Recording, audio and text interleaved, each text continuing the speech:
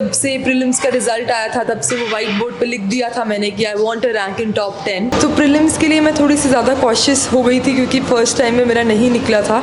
तो उसके लिए मैंने काफ़ी सारे मॉक पेपर्स दिए और प्रीवियस ईयर क्वेश्चन पेपर्स को बहुत ही अच्छे से एनालाइज किया और ये ध्यान दिया कि किस तरह के क्वेश्चंस पूछे जा सकते हैं। तो मैंने हमेशा से साथ में की ऑप्शनल को भी पहले किया क्योंकि मुझे लगता है कि प्रीलिम्स के बाद it's the time to revise and give mocks. तो उसमें अगर आप सिलेबस कंप्लीट करने के लिए बैठेंगे तो वो इतनी सही स्ट्रैटेजी नहीं होगी। और अब डिजिटल एज है तो मैं नहीं कहूँगी कि कोचिंग के बिना नहीं निकल सकता है, क्योंकि मैं दिल्ली नहीं आई हूँ कभी भी अपनी किसी भी कोचिंग के लिए। तो ये एक मिथ है जो कि अब लोगों को ब्रेक कर देना चाहिए। वो नोट्स जो हैं वो मैं मेंस के लिए मुझे लगता है कि ज़्यादा हेल्पफुल रहे मेरे लिए। प्रीलिम्स के लिए ऐसा था कि मैं न्यूज़पेपर्स में से जो भी डेली न्यूज़ एनालिसिस में मिस हो जाता था उसको मैं नोट कर लेती थी। But hello everyone, welcome to स्टूडेंटो। से हमारे साथ हैं गामिनी सिंगला मैम, जिनका 3rd रैंक के साथ यूपीएससी में सिलेक्शन हुआ। ये मैम का 2nd अटैम्प्ट था और जो मैम का ऑप्शनल है वो सोशोलॉजी है। तो आज हम मैम की स्ट्रैटेजी जानते हैं, स्ट्रगल की जर्नी जानते हैं, क्या उन्होंने बुक लिस्ट फॉलो करी, जो भी इनके बारे में डिटेल है सब वीडियो में कवर करेंगे। तो अभी तक आपने चैनल को सब्सक्राइब नहीं किया तो चैनल को सब्सक्राइब कर लीजिए, इस वीडियो को लाइक करें एंड आपके जो भी क्वेरीज होते हैं आप हमें इंस्टाग्राम और फेसबुक पर मैसेज कर सकते हैं। पहले आप अपना नाम और एजुकेशन बैकग्राउंड बताइए। तो मेरा नाम गामिनी सिंगला है, जैसे कि आपने कहा, और मेरी एजुकेशन है कंप्यूटर साइंस इंजीनियरिंग ग्रेजुएट हूँ मैं। पेक चंडीगढ़ से मैंने कंप्यूटर साइंस किया, फिर उसके बाद मैंने डायरेक्टली यूपीएससी की प्रिपरेशन स्टार्ट कर दी अपने लास्ट ईयर ऑफ कॉलेज से। Right ma'am. सो मैम आप जैसे कि आपने बताया आपने कंप्यूटर साइंस किया है, तो मैम आपको उसमें कोई अच्छा कैरियर चूज़ करना चाहिए, तो फिर मैम आपने यूपीएससी क्यों चूज़ किया? जी हाँ, तो शुरू से ही पहले तो मेरा कंप्यूटर साइंस इंजीनियरिंग मैंने काफ़ी अच्छे से पढ़ी, मेरी सीजीपीए भी काफ़ी अच्छी थी, बट फिर भी इंटरेस्ट जो था वो कोडिंग में इतना नहीं बन पा रहा था। तो मैंने फाइनेंस में जाने की कोशिश की और वहाँ मुझे जेपी मॉर्गन में जॉब ऑफ़र भी हो गई थी।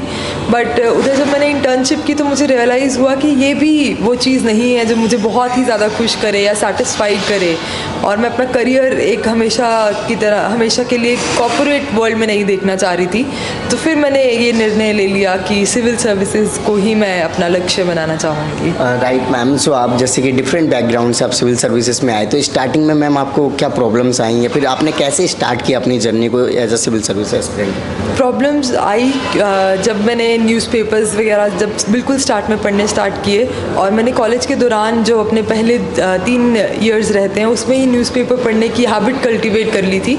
तो उस हैबिट को बनने में थोड़ा टाइम लगा, बिकॉज +1 +2 में हम जेईई की तैयारी कर रहे होते हैं, तो सिर्फ डिफरेंट सब्जेक्ट्स होते हैं बिल्कुल, और करंट से हमारा बिल्कुल ही छूट जाता है, कोई भी टच। आगे वीडियो शुरू करने से पहले आपके लिए important information. This year out of 4 every UPSC rankers is Unacademy subscribers.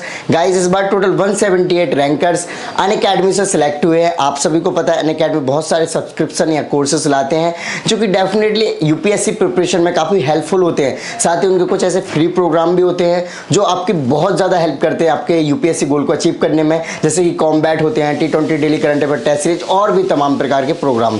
So guys आगे मैं आपको बताता हूँ यूपीएससी सीएससी जीएस कॉम्बैट के बारे में गाइस, जो कि गेमिफाइड तरीके से एक लाइव टेस्ट होता है। जैसे यूपीएससी का जो प्रीलिम्स है उसी के इस पैटर्न के बेस में सिलेबस होता है, इसका सेम हिंदी एंड इंग्लिश दोनों मीडियम में होता है। साथ ही गाइस ये जो कॉम्बैट है 12 जून को होने वाला है सुबह 11 बजे से, जिसमें टोटल 54 क्वेश्चंस होंगे जो कि आपको 60 मिनट्स में करने होंगे। साथ ही यहाँ पर आपको लाइव स्कोर जानने को मिलेगा, आपकी लाइव ऑल इंडिया रैंकिंग जानने को मिलेगी, साथ ही इन डेप्थ वीडियो सॉल्यूशन मिलेगा, और जो ये क्वेश्चंस है वो टॉप एडुकेटर्स के द्वारा बनाए गए हैं। सो गाइस लिंक वीडियो के डिस्क्रिप्शन में। फ्री में एनरोल होने के लिए मेरा कोड स्टूडेंट जरूर यूज करें। आगे मैं आपको बता दूं T20 daily current affairs series के बारे में, जो कि प्रशांत धवन सर के द्वारा लाई जाती है मंडे टू फ्राइडे शाम 7:30 बजे से। सो गाइस इसमें टोटल 20 क्वेश्चंस होते हैं जो कि आपको 30 मिनट्स में करने होते हैं, हिंदी एंड इंग्लिश दोनों मीडियम में है। सो गाइस लिंक वीडियो के डिस्क्रिप्शन में है, जाकर एनरोल करें और मेरा कोड स्टूडेंटो जरूर यूज करें। नहीं रहता है तो उसमें थोड़ी दिक्कत आई, बट जैसे जैसे न्यूज़पेपर समझ में आने लग गए तो फिर एक इंटरेस्ट डेवलप होने लग गया। तो जीएस किया और ऑप्शनल जब किया तो एक इंटरेस्ट के साथ करती रही, तो इतनी ज़्यादा दिक्कत नहीं आई। Right ma'am. सो मैम आपका जो फर्स्ट अटैम्प्ट था उसमें क्या हुआ था मैम? तो फर्स्ट अटैम्प्ट में ऐसा था कि अभी जो स्ट्रैटेजी वाइज थोड़ी सी मुझे लगा कि कमी रही, क्योंकि मैंने मेहनत तो काफ़ी पुट की थी, बट स्ट्रैटेजी एज इन कि मैंने नंबर ऑफ़ क्वेश्चंस जो अटैम्प्ट किए प्रीलिम्स में वो थोड़े कम थे, इनफैक्ट काफ़ी कम थे, तो इसलिए मेरा नहीं हो पाया। और वो भी इसलिए क्योंकि मॉक में मैंने इतना ज़्यादा प्रैक्टिस नहीं किया था। तो एक मॉक पेपर्स जब आप देते हैं तभी आपको रियलाइज़ होता है कि क्या एक ऑप्टिमम नंबर ऑफ़ क्वेश्चंस जो आपके खुद के हिसाब से आपको करने चाहिए अपनी स्ट्रेंथ्स और वीकनेसेस को देखते हुए। राइट मैम, जब मैम हर किसी का सपना होता है कि वो कोई एग्ज़ाम में सेलेक्ट हो, और मैम वो खुशी जब डबल हो जाती है जब आपका सिंगल डिजिट में रैंक आए। तो मैम जब आपका रिजल्ट आया उस टाइम आपका क्या रिएक्शन था आपकी फैमिली वालों? तो हम लोग बहुत ही ज़्यादा ओवरवेल्म थे, और हमें वो प्रोसेस अभी तक भी नहीं हो पा रहा है, क्योंकि इतना ज़्यादा जो मिला हमें जो रैंक, वो किसी को कोई भी एक्सपेक्ट नहीं करता है यूपीएससी जैसे एग्ज़ाम में, तो खासकर कि आप टॉप कर सकते हैं, क्योंकि लिस्ट में आना ही बहुत ही ज़्यादा कठिन है। तो सब बहुत ज़्यादा खुश थे, मेरे पेरेंट्स, मेरा ब्रदर, मेरी सारी फैमिली। तो और हम सिर्फ भगवान को थैंक्स कर रहे थे कि हमारे को इस तरह का दिया गया है जो सक्सेस मिली है। राइट मैम, सो आपने लास्ट टाइम प्रीलिम्स में कमियां की थी मैम, इस बार क्या स्ट्रैटेजी बनाई प्रीलिम्स की मैम, थोड़ा सा बताएं। तो प्रीलिम्स के लिए मैं थोड़ी सी ज़्यादा कॉशियस हो गई थी, क्योंकि फ़र्स्ट टाइम में मेरा नहीं निकला था। तो उसके लिए मैंने काफ़ी सारे मॉक पेपर्स दिए और प्रीवियस ईयर क्वेश्चन पेपर्स को बहुत ही अच्छे से एनालाइज़ किया, और ये ध्यान दिया कि किस तरह के क्वेश्चंस पूछे जा सकते हैं, किस तरह के आंसर्स को यूपीएससी सही मान रहा है, और खुद की स्ट्रेंथ्स क्या हैं, और कितने नंबर ऑफ़ क्वेश्चंस मैं करूं कि मेरा गेस वर्क जो है वो इतना सही रहे कि मेरा एग्ज़ाम क्लियर हो जाए। Right ma'am, so ma'am prelims में स्ट्रेटजी क्या बुक लिस्ट फॉलो करी सिर्फ आपने, या फिर मैम बुक लिस्ट के अलावा जैसे नोट्स वगैरह होते हैं उनको भी किया? प्रीलिम्स के लिए बेसिकली मैंने अपनी जो बुक लिस्ट है उसको ही काफ़ी, जो बेसिक बुक्स हमें कहते हैं उसी को ही मैंने काफ़ी बार रिवाइज़ किया, और एनसीईआरटीज़ की मैंने काफ़ी हेल्प ली, स्पेसिफिकली एंशिएंट मिडिवल के लिए और ज्योग्राफी के लिए। तो उसमें से मुझे लगा कि काफ़ी सारे क्वेश्चंस मैंने पिछली बार मिस कर दिए थे, तो और वो रिवीजन की कमी के कारण था। तो मेरी स्ट्रैटेजी यही थी कि ज़्यादा सोर्सेज को ना ध्यान में देते हुए उन्हीं सोर्सेज को बार बार रिवाइज़ किया जाए। राइट मैम, सो आपने अभी बताया मैम आपने एनसीईआरटी फॉलो करी है मिडिवल एनसीईआरटी के लिए एंड देन ज्योग्राफी के, तो मैम कौन सी क्लास की करी है मैम इनके लिए? तो ज्योग्राफी के लिए तो मैंने 10th to 12th वाली जो है वो बार बार रिवाइज़ की, और एंशिएंट और मिडिवल के लिए एक तो +1 +2 की एनसीईआरटी है ही, आर.एस. शर्मा सर की और सतीश चंद्र सर की।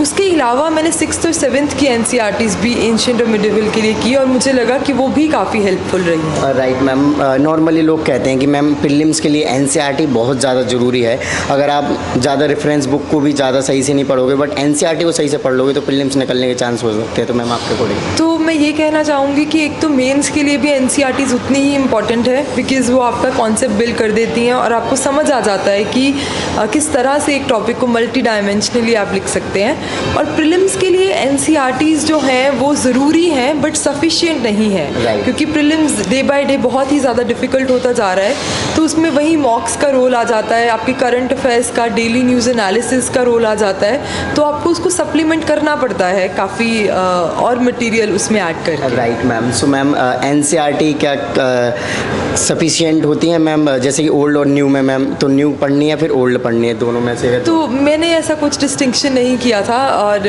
ओल्ड एनसीईआरटीज़ ही मैंने फॉलो की थी। आई थिंक वो आप कोई भी कर सकते हैं, तो उसमें इतना फ़र्क नहीं पड़ता है, और वो सफिशिएंट तो नहीं है बट ज़रूरी बहुत है। Right ma'am, so ma'am mains की स्ट्रेटजी बताइए मैम, मेंस के लिए आप कैसे? मेंस के लिए आंसर राइटिंग बहुत ज़्यादा इंपॉर्टेंट है, और एक मेंटल वर्क बहुत ज़्यादा इंपॉर्टेंट है।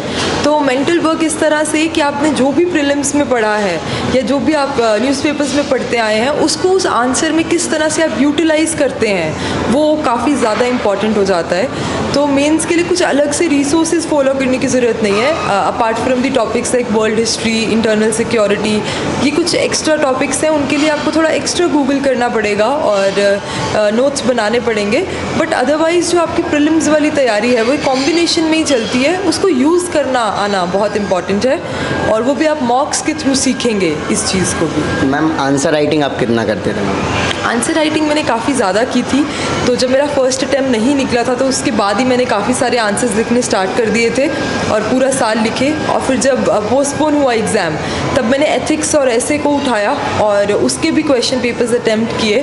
फिर उसके बाद जब प्रीलिम्स हो गया तो तब फिर उसके बाद फुल मॉक टेस्ट मैंने सब पेपर्स के ज्वाइन कर लिए थे और 3-3 घंटे के काफ़ी टेस्ट दिए। राइट मैम, एथिक्स ऐसे में मैम आपके कितने मार्क्स थे? नॉर्मली स्टूडेंट्स के इसमें कम रहते हैं।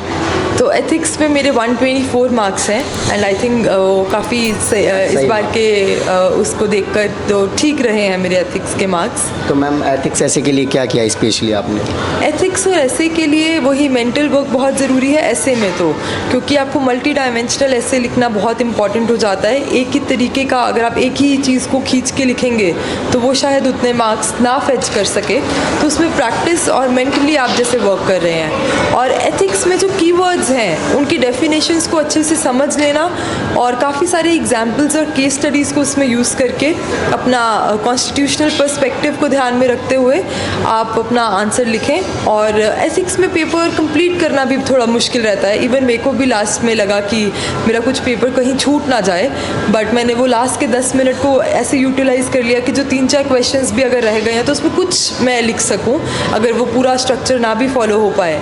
तो पेपर कंप्लीट प्लीज़ कीजिए, और चाहे अगर थोड़ा टाइम रह गया है तो उसको आप जल्दी जल्दी कुछ लिख के आइए, बट ब्लैंक मत छोड़ के आइए पेपर को। Right ma'am. मैम प्रीलिम्स और मेंस की क्या प्रिपरेशन साथ में की जाती है, या फिर कुछ स्टूडेंट ऐसे करते हैं प्रीलिम्स देने के बाद जो 2-3 महीने का गैप होता है उस टाइम पर? तो मैंने हमेशा से साथ में की, ऑप्शनल को भी पहले किया, क्योंकि मुझे लगता है कि प्रीलिम्स के बाद it's the time to revise and give mocks. तो उसमें अगर आप सिलेबस कंप्लीट करने के लिए बैठेंगे तो वो इतनी सही स्ट्रैटेजी नहीं होगी। और वैसे भी प्रीलिम्स और मेंस में एज सच कोई इतना डिफरेंस नहीं है, सिर्फ the type of questions are different, तो कॉन्सेप्ट्स तो वही हेल्प करते हैं दोनों में। Right ma'am. जो ऑप्शनल है आपका, तो मैम ऑप्शनल को आपने कितना टाइम दिया पढ़ने में, या फिर ऑप्शनल कितना हेल्पफुल रहा आपकी सक्सेस में? तो ऑप्शनल मुझे लगता है काफ़ी हेल्पफुल रहा। तो सोशियोलॉजी में मेरे 287 मार्क्स हैं विच आर फेयर इनफ, तो उसके कारण भी काफ़ी ज़्यादा डिफरेंस क्रिएट करता है ऑप्शनल। और मैंने पर्सनली काफ़ी एक्सटेंसिवली पढ़ा ऑप्शनल को, different resources, online books, notes, सब चीज़ें मैंने पढ़ी। और उसके बाद फिर मैंने कॉम्प्रीहेंसिव अपने खुद के नोट्स बनाए जो डायरेक्ट मैं आंसर्स में इनकॉर्पोरेट कर सकती हूँ। तो आई थिंक वो ऑप्शनल को इतना टाइम देना लास्ट में मेरे लिए सही भी रहा, वो एक सही स्ट्रैटेजी रही। Right ma'am. सो मैम हर कोई कहता है कि कहीं ना कहीं गाइडेंस की ज़रूरत होती है, चाहे आप कोचिंग लें ना लें। तो मैम आपके प्रिपरेशन में कोई मेंटर या गाइडेंस का रोल रहा है? जी। तो गाइडेंस जैसे कि आपने कहा बहुत ही ज़रूरी है। तो मेरे फादर को काफ़ी रुचि है इन तरह के सब्जेक्ट्स में, तो उन्होंने मुझे थ्रू आउट गाइड किया है। क्योंकि जब वो अपने यूथ में थे तब उन्होंने भी चाहा था ये एग्ज़ाम देना, बट फैमिली के कुछ प्रॉब्लम्स के कारण वो एग्ज़ाम नहीं दे पाए थे, बट वो बेसिक्स उनके काफ़ी ज़्यादा स्ट्रॉन्ग थे।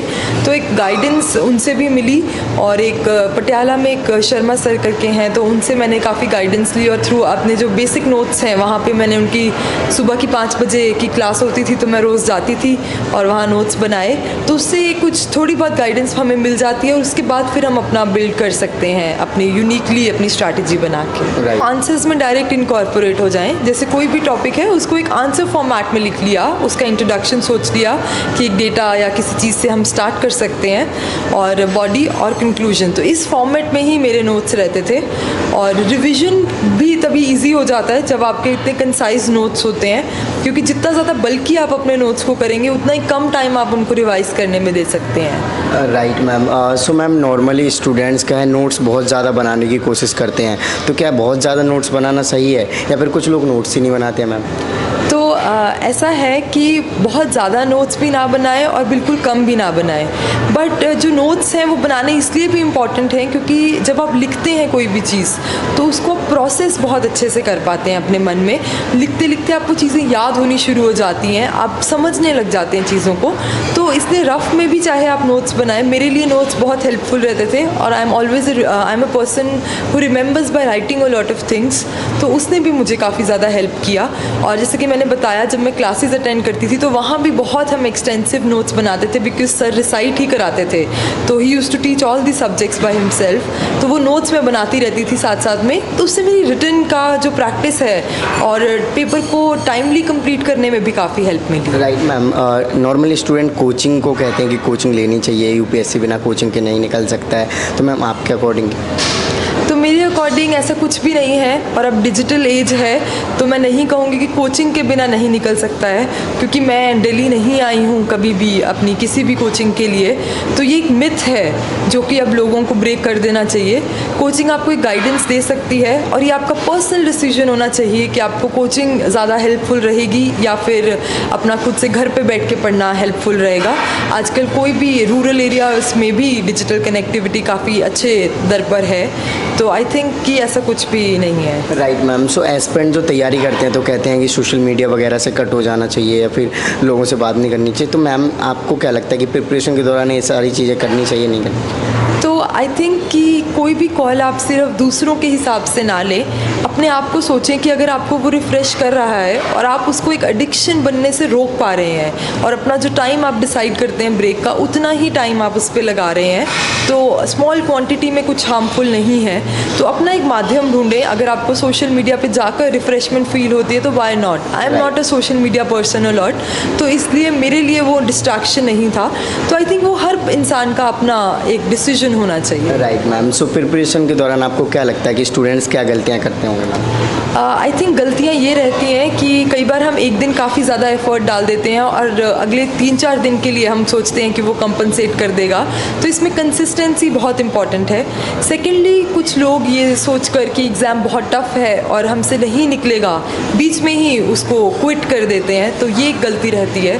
और तीसरा, कई बार हम demand of the question paper और demand of this UPSC system हम अच्छे से नहीं समझ पाते हैं, तो हमारा हार्डवर्क एक गलत डायरेक्शन में लग जाता है। तो उसको एक सही डायरेक्शन में लगाना बहुत ज़्यादा इम्पोर्टेंट है। Right ma'am. जो इंटरव्यू होता है यूपीएससी का, तो इंटरव्यू के लिए मैम आपने क्या किया? इंटरव्यू के लिए एज सच मैंने कुछ नहीं किया था, बिकॉज़ इंटरव्यू पर्सनालिटी का टेस्ट है और वो प्रिपरेशन के दौरान ही बनती है। और उसके अलावा अगर मैंने मॉक्स काफ़ी दिए थे इंटरव्यू के, ताकि मुझे एक आइडिया रहे कि किस तरह का माहौल होता है जब हम पैनल के सामने जाते हैं, तो मॉक्स का बहुत इंपॉर्टेंट रोल मेरे लिए रहा।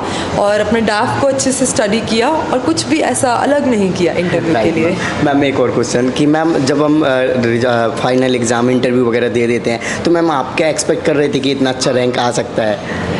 तो ये तो मुझे नहीं पता कि इतना अच्छा रैंक आ सकता है कि नहीं, बट मैं क्लियर थी कि अब इसके आगे शायद मुझे एग्ज़ाम ना दूँ मैं, क्योंकि मुझे था कि अब शायद इससे ज़्यादा मैं कुछ ऐड अभी फ़िलहाल नहीं कर सकती हूँ। I will need some time to analyse, अगर कुछ गलत भी रहता है तो वो टाइम में मैंने थोड़ा अपना रिलैक्स ही किया और रिज़ल्ट का वेट ही किया। कहीं ना कहीं बैक ऑफ द माइंड पे ये चीज़ थी कि शायद अच्छा आ जाए, क्योंकि जब से प्रीलिम्स का रिज़ल्ट आया था तब से वो वाइट बोर्ड पे लिख दिया था मैंने कि I want a rank in top 10, but वो इस तरह से मटेरियलाइज होके आएगा तो वो मेरे लिए भी बहुत ही एक चीज़ सरप्राइजिंग थी। तो बस यही जर्नी थी मेरी। लास्ट में जो फ्यूचर एस्पिरेंट उनको क्या मैसेज देना चाहेंगे? तो उनको यही मैसेज रहेगा मेरा कि अपने ऊपर बिल्कुल विश्वास ना खोएं और पूरा अपने ऊपर फेथ रखें और अपनी तैयारी को पूरे डिटर्मिनेशन और हार्डवर्क के साथ कीजिए और सैक्रिफाइसेस से बिल्कुल भी मत घबराइए। कंफर्ट जोन से आना ही चाहिए। ये जो एज है, हमारा यूथ का पीरियड है, इसको हम यूटिलाइज जितना करें उतना हमारे भविष्य के लिए भी अच्छा है। And all the very best to all the aspirants. Okay, thank you so much ma'am for your lovely message.